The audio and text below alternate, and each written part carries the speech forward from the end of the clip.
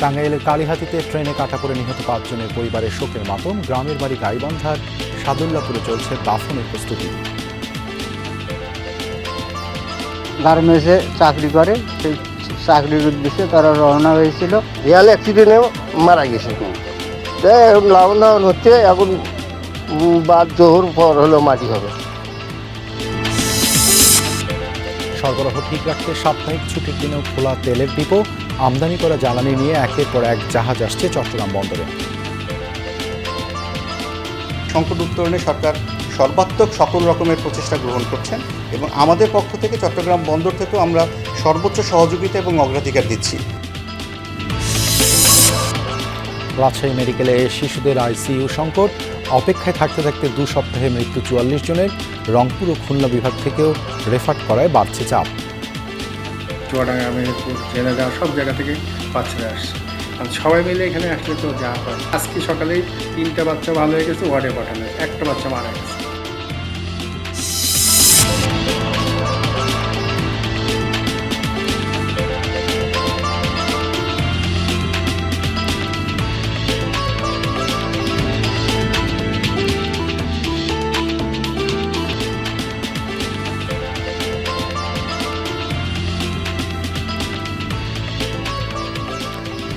আমন্ত্রণ সংবাদ সারা দেশে আপনাদের সঙ্গে আছি আমি দেবাশিস রঞ্জন সরকার। এতক্ষণ শিরোনাম দেখছিলেন, এবারে বিস্তারিত। টাঙ্গাইলের কালীহাতিতে ট্রেনে কাটা পড়ে নিহতদের জানাজা হবে গ্রামের বাড়ি গাইবান্ধার সাদুল্লাপুরে। জানাজার পর ধাপেরহাট ইউনিয়নের নিজপাড়া এলাকায় পারিবারিক কবরস্থানে তাদের সমাহিত করা হবে। নিহতরা হলেন নার্গিস আক্তার, তার ছেলে নীরব, নার্গিসের বেআইন দোলা বেগম, সুলতান মাহমুদ এবং তার চাচাতো বোন রিফা রিসা। তাদের মৃত্যুতে এলাকায় নেমে এসেছে শোকের ছায়া। নিহতদের বাড়িতে চলছে শোকের মাতম। গত রাতে ঈদের ছুটি শেষে বাসে করে ঢাকা ফিরছিলেন তারা। টাঙ্গাইলের ধলা টেঙ্গর এলাকায় পৌঁছালে বাসের তেল শেষ হয়ে যায়। এ সময় বাস থেকে নেমে ঢাকা টাঙ্গাইল যমুনা সেতু মহাসড়কের পাশে রেল লাইনে বসে গল্প করছিলেন তারা। এরই মধ্যে সিরাজগঞ্জ এক্সপ্রেস ট্রেন ওই এলাকা অতিক্রম করে। কিছু বুঝে ওঠার আগেই ট্রেনে কাটা পড়েন 5 জন।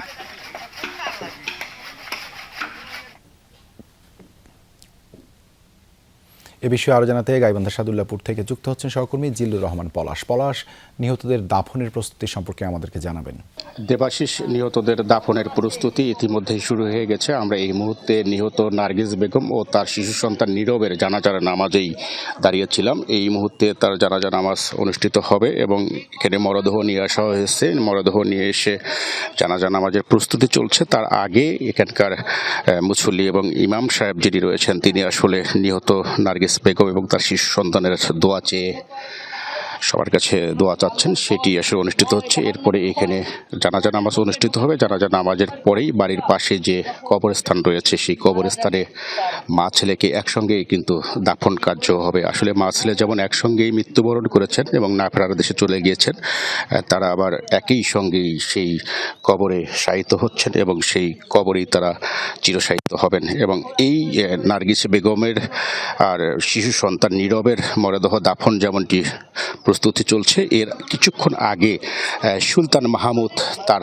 জানাজা নামাজ হয়েছে এবং তার মরদেহ তার পরিবারের যে পারিবারিক যে কবরস্থান রয়েছে জানাজা শেষে, সেখানে কিন্তু সেই মরদেহ দাফন করা হয়েছে। পাশাপাশি বলে রাখি যে তার চাচাতো বোন রিফার মরদেহ বাদ জোহর তার নিজ বাড়ির উঠানে জানাজা নামাজ হবে এবং তারপরে কবরস্থানে দাফন করা হবে। এবং একই সঙ্গে এই নার্গিস বেগমের যে বেআইন ছিল এবং এই নীরবের যে বড় ভাইয়ের যে শাশুড়ি দোলা বেগম, তার মরদেহ কিন্তু বাড়ির উঠানে রাখা হয়েছে। সেখানেও কিন্তু জানাজার প্রস্তুতি চলছে এবং সেই জানাজার নামাজটিও জোহর নামাজের পর হবে, তেমনটি কিন্তু আমরা জেনেছি। আপনাকে বলে রাখি যে আসলে এই একই সঙ্গে 5 জন মানুষের মৃত্যুতে এই এলাকায় যেমন শোকের ছায়া নেমে এসেছে, তেমনি স্বজন হারানোর বেদনা যেমন সইতে পারছেন না স্বজনরা, পরিবারের সদস্যরা যারা, তারা কিন্তু বারবার বাকরুদ্ধ হয়ে পড়ছেন। বিশেষ করে পরিবারের উপরক্ষম ব্যক্তিকে হারিয়ে এই মানুষগুলো এখন পাগল প্রায়।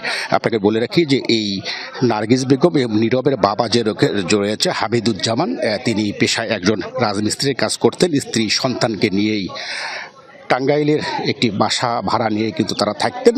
ঈদের 2 দিন পরেই তার যে বড় ছেলে রয়েছে নিলয়, তাকে কিন্তু তারা বিয়ে করেছেন।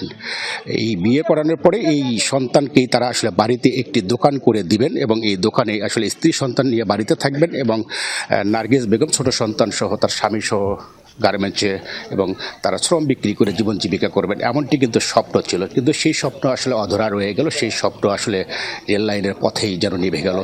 এই শোকাহত পরিবারগুলোর পাশে সরকারি প্রশাসনের সহায়তা এবং তাদেরকে সহমর্মিতা জানানোর জন্য এই এলাকার মানুষরা কিন্তু দাবি জানিয়েছেন। দেবাশিস। পলাশ, ধন্যবাদ যুক্ত হওয়ার জন্য। জ্বালানি সরবরাহ ঠিক রাখতে সাপ্তাহিক ছুটির দিনেও খোলা রয়েছে জ্বালানি তেলের ডিপো। রাষ্ট্রায়ত্ত পদ্মা, মেঘনা ও যমুনা কোম্পানি তাদের ডিপো থেকে সরবরাহ করছে জ্বালানি তেল। নারায়ণগঞ্জ সদরের গোদনাইলে ডিপোর সামনে দিনের শুরু থেকেই ট্যাঙ্ক লরির ভিড়। সকাল থেকে শুরু হয় ডিপো থেকে তেল উত্তোলন। একই চিত্র খুলনা ও সিরাজগঞ্জের তেলের ডিপোর। তবে পাম্প মালিক ও ডিলাররা অভিযোগ করেছেন চাহিদা অনুযায়ী তেল মিলছে না। যে পরিমাণ জ্বালানি সরবরাহ করা হচ্ছে তা চাহিদার তুলনায় খুবই কম। আমদানি করা জ্বালানি তেল নিয়ে একের পর এক জাহাজ আসছে চট্টগ্রাম বন্দরে। গত 1 মাসে ভিড়েছে 29টি জাহাজ, পাইপলাইনে আছে আরও বেশ কয়েকটি। চলমান সংকট নিরসনে এসব জাহাজের দ্রুত নোঙর করা এবং জ্বালানি খালাসকে অগ্রাধিকার দেওয়া হচ্ছে বলে জানিয়েছে বন্দর কর্তৃপক্ষ।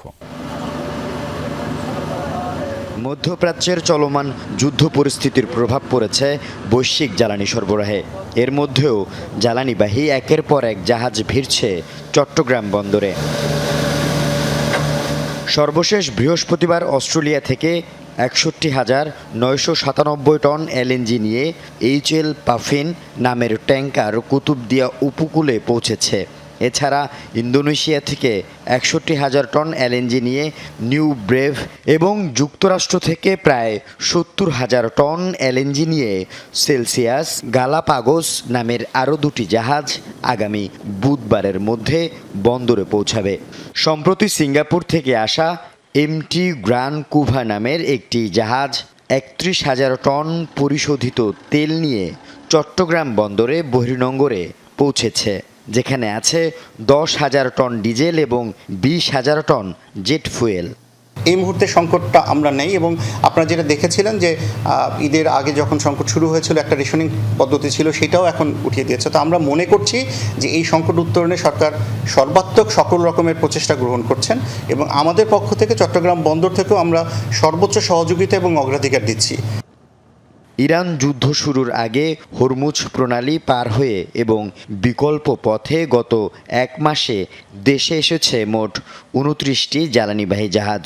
এর মধ্যে রয়েছে জ্বালানি তেল, এলএনজি এবং এলপিজি। আসার পথে আছে আরও কয়েকটি জাহাজ। সর্বোচ্চ সহযোগিতা প্রদান করছি। জ্বালানিবাহী পণ্য এই যে সমস্ত জাহাজগুলো আসছে তাদের বার্থিং প্লাস হচ্ছে গিয়ে এখানে পণ্য খালাস এবং জাহাজটা এখান থেকে পরবর্তী গন্তব্যে যাওয়ার জন্য ইউজার লেভেল পর্যন্ত একটু সচেতন হলে আশা করছি এই সংকটে আমরা সবাই মিলে উত্তরণ করতে পারি। বাংলাদেশে জ্বালানি তেলের চাহিদা বছরে প্রায় 65 থেকে 68 লাখ টন। এর মধ্যে 20% অপরিশোধিত তেল আসে মধ্যপ্রাচ্য থেকে, আর বাকি 80% পরিশোধিত তেল আমদানি করা হয় সিঙ্গাপুর, চীন, ভারত, ইন্দোনেশিয়া ও মালয়েশিয়া সহ 7টি দেশ থেকে। আল আমিন শিকদার, যমুনা নিউজ, চট্টগ্রাম। জামালপুরে দীর্ঘ সময় ডিলার পয়েন্টের সামনে অপেক্ষা করেও তেল না পাওয়ায় সড়ক অবরোধ করে বিক্ষোভ করেছে মোটরসাইকেল চালকরা।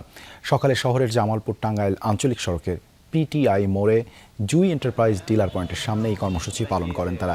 বিক্ষুব্ধরা জানান, সকাল থেকে তেল নেওয়ার জন্য লাইনে দাঁড়িয়েছিলেন শতাধিক মোটরসাইকেল চালক। দীর্ঘ সময় পার হলেও ডিলারের দোকান বন্ধ থাকায় তেল সরবরাহ হয়নি। এতে ক্ষুব্ধ হয়ে সড়ক অবরোধ করেন তারা। প্রায় 1.5 ঘন্টা সড়কের উভয় পাশে যান চলাচল বন্ধ থাকে। খবর পেয়ে পুলিশ ও জেলা প্রশাসনের কর্মকর্তারা ঘটনাস্থলে পৌঁছে পরিস্থিতি নিয়ন্ত্রণে আনেন। এ সময় ডিলার পয়েন্টের মালিককে 50,000 টাকা জরিমানা করে মজুদ থাকা 2800 লিটার তেল বিক্রির ব্যবস্থা করে দেন। ডিজেল সংকটের কারণে উত্তরাঞ্চলে থেকে দূরপাল্লার 40 ভাগ বাস এবং 80 ভাগ পণ্যবাহী ট্রাকের চলাচল কমে গেছে। এতে কমেছে পরিবহন মালিক শ্রমিকদের আয় রোজগার। পাম্প মালিকরা সংকটের জন্য দায় চাপিয়েছেন ডিপোর উপর। পরিস্থিতি সামাল দিতে জোরালো মনিটরিং ও ভ্রাম্যমাণ আদালত পরিচালনা করছে প্রশাসন, কিন্তু কোনোভাবেই পরিস্থিতির উন্নতি হচ্ছে না। বিগত বছরগুলোতে ঈদের অন্তত 5 দিন আগে ও পরে বিভিন্ন দূরপাল্লার পাশাপাশি লোকাল বাসের ভিড় থাকত রংপুর বিভাগের গেটওয়ে মডার্ন মোড়ে। তবে এবার মধ্যপ্রাচ্য যুদ্ধ পরিস্থিতির কারণে তেল সংকটের প্রভাব পড়েছে পরিবহন সেক্টরে। ডিজেল সংকটের কারণে ঈদের আগে থেকেই লোকাল বাসের চলাচল ছিল কম, ঈদের পর তা আরও কমে গেছে। বাস স্ট্যান্ড আর নিজস্ব গ্যারেজে পড়ে আছে সেসব বাস। পণ্যবাহী দূরপাল্লার ট্রাকগুলোও অলস সময় কাটাচ্ছে। অগ্রিম টিকিট বিক্রি করে তেল সংকটের কারণে মোটামুটি অনেক যাত্রীকে রিটার্নও করতে হচ্ছে, কারণ মাঝ রাস্তায় এসে তেল পাওয়া যাচ্ছে না। ড্রাইভার হেল্পার বসিয়েছে, তাদের খোরাকি দেওয়া লাগতেছে, এখন কি করব সেই বুদ্ধি পাচ্ছি না। কিস্তি তো দিতে পারতেছি না, গাড়ি না চলে কিস্তি দেবো কোত্থেকে। বাস ট্রাকের ট্রিপ কমে যাওয়ার সরাসরি প্রভাব পড়েছে পরিবহন শ্রমিকদের উপরও। কেউ পুঁজি ভাঙিয়ে, কেউ ধার দেনা করে সংসার চালাচ্ছেন। বিকাল হয়ে গেল, এখনো তেল পাচ্ছি না, শুক্রবার এখনো তেল পাচ্ছি না। আমাদের তো টিপটা মারি গেল, মহাজনও তো আমাদের কোনো কিছু দিবে না। 20 লিটার 30 লিটার করে তেল দিচ্ছে, এবার দিলে তো আমার তো সংসার চলবে না। আমি তো গরিব মানুষ, আমাদের পুঁজি ভাঙিয়ে খাওয়া লাগতেছে। যাইতে আসতে আমাদের 170 লিটার তেল লাগে। আমার প্রতিটা পাম্পে যদি যাই সর্বোচ্চ 15 লিটার তেল দেয়, এর উপর দিতে চায় না। শ্রমিক ইউনিয়নের নেতাদের দাবি, অন্তত 20,000 পরিবহন শ্রমিক এরই মধ্যে কাজ হারিয়েছে। বাস, ট্রাক, পিকআপ, মাইক্রো সব মিলিয়ে আমাদের 30,000-এর মতো শ্রমিক আছে। প্রায় 10,000 শ্রমিক আর কি গাড়ি চালাইতে পারতেছে, আর বেশিরভাগই 20,000 শ্রমিকই প্রায় বেকার অবস্থায় আছে। পরিবহন মালিকরা বলছেন, ডিজেল সংকটে এই অঞ্চলের 40% বাস ও 80% ট্রাকের চলাচল কমেছে। ঈদের আগে 80% চলছে, কিন্তু এখন ঈদের পরে 100% বন্ধ আমাদের। এখন পর্যন্ত আমাদের কোনো গাড়ি, দূরপাল্লার গাড়ি আমরা ছেড়ে যেতে পারিনি। এমনিতে ঈদের 3 দিন সরকার বন্ধ রাখতে বলছে। যারা রেগুলার যে পাম্পে তেল নেয় তাদেরকে তেল দিচ্ছে, কিন্তু আমার গাড়িটা ওই লাইনে চলে না। আমাকে অন্য পাম্প তখন তেলটা দিবে না, যেহেতু আমি তাদের রেগুলার কাস্টমার না। এই ক্ষেত্রে গাড়িগুলো আমরা পাঠাইতে পারছি না। তবে ডিজেল সংকটের দায় নিচ্ছে না পেট্রোল পাম্প মালিকরা। চাহিদা অনুযায়ী ডিজেল না পেয়ে তারা দায় চাপাচ্ছেন ডিপোর ওপর। ডিজেল কিন্তু যে পরিমাণ আমরা চাচ্ছি আমাদেরকে সেই পরিমাণ ওরা দিচ্ছে না। আমাদের মনে করেন যে 6,000 দেয়, 3,000 দেয়, আমরা ওইভাবে টুকটুক করি সেটা দিই। পরিস্থিতি নিয়ন্ত্রণে মনিটরিং ও ভ্রাম্যমাণ আদালত পরিচালনা করছে প্রশাসন। বিভাগীয় কমিশনার জানান, সবাই সচেতন হলে পরিস্থিতি দ্রুত মোকাবেলা করা সম্ভব। আমাদের কাছে যেটা আসতেছে সেটা বিক্রি হয়ে যাচ্ছে। আমাদের ক্যাবিনেট সেক্রেটারি স্যার বলছে 1 মাসের মজুত তো আছে, আরো পাইপলাইনে আসতেছে। আজকেও তো জাহাজ একটা ভিড়ছে ডিজেল নিয়ে। রংপুর বিভাগীয় কমিশনার কার্যালয়ের কর্মকর্তারা জানান, বিভাগের 8 জেলায় প্রতিদিন গড়ে 10 লাখ লিটার ডিজেলের চাহিদার বিপরীতে সরবরাহ হচ্ছে প্রায় 8 লাখ লিটার। সরকার, মাঝারুল মান্নান, যমুনা নিউজ, রংপুর। সরকারি সব প্রতিষ্ঠানের মতো পুলিশকেও ধ্বংস করেছে ফ্যাসিবাদী সরকার। সেখান থেকে বাহিনীকে ঘুরিয়ে দাঁড়াতে হবে, এমনটাই বলেছেন স্বরাষ্ট্রমন্ত্রী সালাউদ্দিন আহমদ। সকালে রাজশাহীর শারদায় পুলিশ একাডেমিতে 43তম BCS সহকারী পুলিশ সুপারদের সমাপনী কুচকাওয়াজ অনুষ্ঠানে অংশ নেন তিনি। প্রধান অতিথির ভাষণে স্বরাষ্ট্রমন্ত্রী বলেন, নতুন পোশাক নিয়ে পুলিশের সর্বস্তরের সদস্যদের অসন্তোষ বিবেচনায় নিয়ে আগের ঐতিহ্যবাহী পোশাকের মধ্যে যে কোনো একটি বেছে নেওয়া হবে। তিনি আরও বলেন, একটি স্বাধীন ও শক্তিশালী পুলিশ সংস্কার কমিশন গঠনে কাজ করছে সরকার। এর আগে ঢাকা থেকে হেলিকপ্টারে পুলিশ একাডেমিতে পৌঁছালে অধ্যক্ষ ও IGP তাকে স্বাগত জানান। এরপর কুচকাওয়াজ পরিদর্শন ও অভিবাদন গ্রহণ এবং কৃতি প্রশিক্ষণার্থীদের পুরস্কার তুলে দেন স্বরাষ্ট্রমন্ত্রী।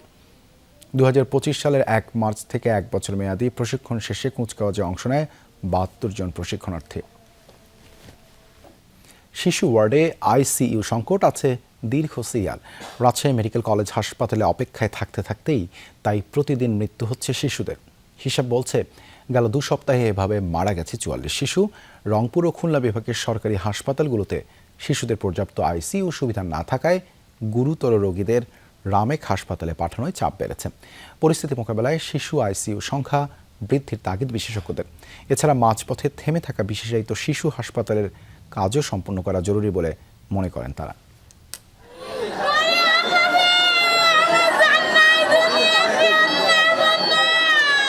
সন্তানের নিথর দেহে পাগলের মতো চুমু খাচ্ছেন বাবা মা।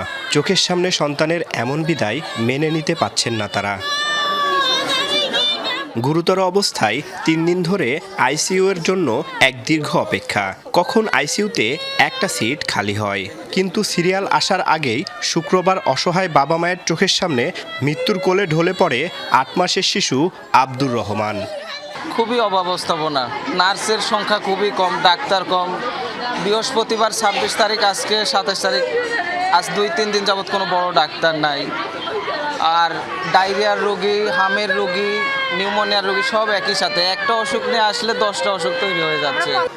হাম ও নিউমোনিয়ায় আক্রান্ত শিশু আব্দুর রহমানকে গত 1 মাস আগে রামেক হাসপাতালে ভর্তি করে রাজশাহীর দুর্গাপুর উপজেলার কৃষক বাবা মাসুদ রানা। 1 মাস 3 দিন পরে মারা গেছে বুকের ধন। ঈদের 3 দিন আগে ছুটি দিছিল, বাচ্চার ঘর না ভালো হতে ছুটি দিছিল। ছুটি দেওয়ার পর আইসি রয়েলে ভর্তি হচ্ছিলাম, ও আবার 10-এ আসছি। রামেক হাসপাতালে শিশুদের আইসিইউ নিয়ে এই সংকট তীব্র হয়ে উঠেছে। শিশুদের নিয়ে অপেক্ষামান অভিভাবকরা উদ্বিগ্ন। আইসির অবস্থা বলছে সিরিয়াল দেওয়া আছে, সিরিয়ালের অপেক্ষা করো, ফোন করবো। অক্সিজেনের অভাব, ডাক্তার ঠিক মতন আসছে না, চিকিৎসা দিচ্ছে না, আইসিইউতে সিরিয়াল নাই। আইসিইউর অভাবে মিনিমাম প্রতিদিন 6-7টা করে মারা যাচ্ছে। সিরিয়াল কালকে দিছি, এখন পর্যন্ত আইসিইউর ভিতরে এখন একটা বেডও ফাঁকা হয় না। আমার বাবুকে এমনিই খারাপ হয়ে যাচ্ছে। রাজশাহী মেডিকেল কলেজ হাসপাতালের 3টি ওয়ার্ড মিলে শিশু শয্যার সংখ্যা 120টি, যার বিপরীতে প্রতিদিন ভর্তি হচ্ছে 6 থেকে 800 জন শিশু। 40 শয্যার একটি আইসিইউ ওয়ার্ড থাকলেও এর মধ্যে 12টি শয্যা প্রাপ্তবয়স্কদের জন্য, 16টি জেরিয়াট্রিক রোগীদের জন্য আর মাত্র 12টি শয্যা শিশুদের জন্য নির্ধারিত। তাই চিকিৎসকরা এক প্রকার অসহায় হয়ে পড়েছেন। যে পরিমাণে পেশেন্ট এখানে ভর্তি হচ্ছে, তাদের ভিতরে যাদের আমার আইসিইউ সাপোর্ট প্রয়োজন, সেই পরিমাণে আইসিইউতে আমার অ্যাকোমোডেট করা এখানে বেড নেই। মিজেলস বা হামের যে আউটব্রেক, এটা যে বছরে সব সময় থাকে তা না, আর রিসেন্ট সময়টা পিকে আছে। অ্যাটলিস্ট এই সময় যেন আইসিইউ সাপোর্টটা একটু এক্সটেন্ড করা যায়। চিকিৎসকরা জানান, রংপুর আর খুলনা বিভাগের সরকারি হাসপাতালগুলোতে শিশুদের পর্যাপ্ত আইসিইউ সুবিধা না থাকায় অতিরিক্ত চাপ বেড়েছে রামেক হাসপাতালে। কুষ্টিয়া, চুয়াডাঙ্গা, মেহেরপুর, ঝিনাইদহ সব জায়গা থেকে বাচ্চারা আসছে।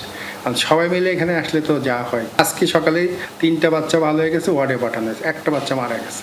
তাহলে 4টা বেড ফাঁকা হয়েছে, 4টা বাচ্চা ঢুকতে পারছে, আর বাকি আরও প্রায় 48টা বাচ্চা ছিল আজকে সিরিয়ালে। হাসপাতাল কর্তৃপক্ষ বলছে, অতিরিক্ত চাপের কারণে আইসিইউ এর সংখ্যা বৃদ্ধির পরিকল্পনা রয়েছে। তবে পরিস্থিতি বিবেচনায় বিশেষায়িত শিশু হাসপাতালের তাগিদ দিচ্ছেন তারা। রাজশাহীতে কিন্তু একটি শিশু হাসপাতাল অবকাঠামোগত উন্নত হয়ে পড়ে আছে, সেটি যদি খুব দ্রুত চালু করা যায়, সেক্ষেত্রে রাজশাহী মেডিকেল কলেজ হাসপাতালে আইসিইউর উপরে চাপটা কমবে। তারেক মাহমুদ, যমুনা নিউজ, রাজশাহী। এই ছিল সংবাদ সারা দেশের এখনকার আয়োজনে। এতক্ষণ সাথে থাকার জন্য ধন্যবাদ।